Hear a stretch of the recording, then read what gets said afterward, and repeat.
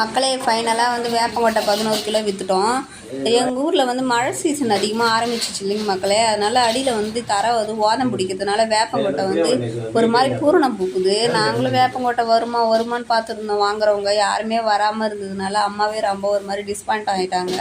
ஒரு மாதிரி கஷ்டமாக பேச ஆரம்பிச்சிட்டாங்க. வேஸ்ட்டாக போய்டும் பொழுதுமா, இவ்வளோ கஷ்டப்பட்டு பொறிக்கணும் வந்து இது கழுத்து வலிக்க இதை அலசி காய வச்சு அள்ளி வச்சுது பூர்ணம் போகுது அப்படின்னு சொல்லிட்டு ஒரு மாதிரி ஃபீலிங்காகவே நேற்றெல்லாம் சொல்லிகிட்டு இருந்தாங்க.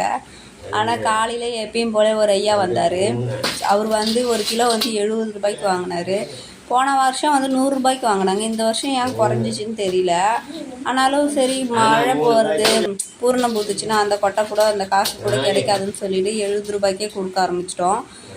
10 கிலோ 11 கிலோ வந்துச்சு. லாஸ்ட்டாக வந்து 11 கிலோ வந்துச்சு. அந்த ஐயாவும் எண்ணி போட்டுட்டு இருந்தார். ஆனால் கொட்டை அதிகமாக இருந்துச்சு. ஆனால் வெயிட் வந்து அந்த அளவுக்கு பிடிக்கல.